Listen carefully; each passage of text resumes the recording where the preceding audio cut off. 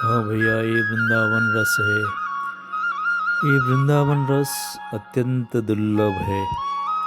इस रस में प्रवेश पाने के लिए प्रिया प्रियतम एवं उनकी जो आचार्य है, जो इस रस की उपासना करते हैं, जो गुरु कहते हैं जिसको, उनकी कृपा के बिना इस रस कभी समझ में नहीं आती। और इस रस में प्रवेश पाने के लिए प्रिया प्रियतम एवं उनकी आचार्य की कृपा की परम आवश्यकता है। ये रस कोई बल से, अपनी शक्ति से प्राप्त नहीं किया जा सकता। ये रस साधन साध्य नहीं है, ये रस कृपा साध्य है। लाडली जी की कृपा के बिना ये रस कभी भी कुछ भी समझ में नहीं आती। और वृंदावन रस, निवृत्त निकुंज के जो रस है, ये प्रिया प्रियतम नित्य निकुंज, नित्य निवृत्त निकुंज बिहारी के हाथ में है। जो आचार्य जिसको हम गुरु कहते हैं, यदि वो आचार्य निवृत्त निकुंज के उपासक है, निवृत्त निकुंज के सखी है, उनकी कृपा से ये रस प्राप्त हो सकता है।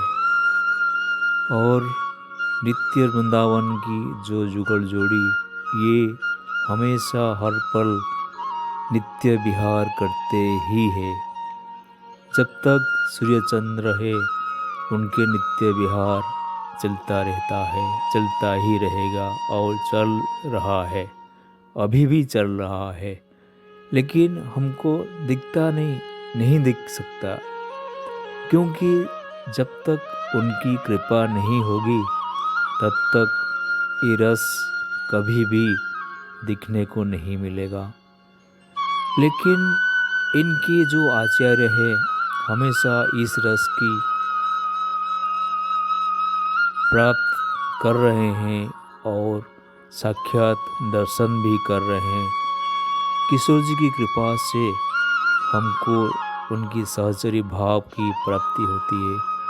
जब किशोर जी हमको सहचरी भाव से, सहचरी रूप से अपना लेती है, तब कृपा करके उनकी जो रस है हमको प्रदान कर देती है। हमारा हमेशा के लिए इस माया जगत से आवागमन, छुटकारा मिल जाता है। हम कभी वापस नहीं आ सकते, क्योंकि हम उनका हो गए हैं।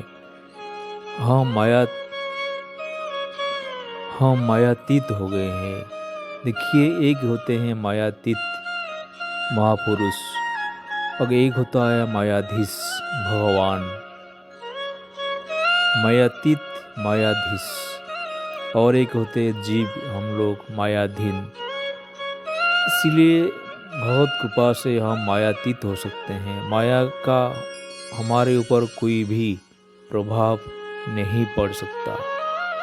इसीलिए हम हर पल राधा नाम जपेंगे और जपते रहेंगे जब तक उनकी कृपा न हो जाए।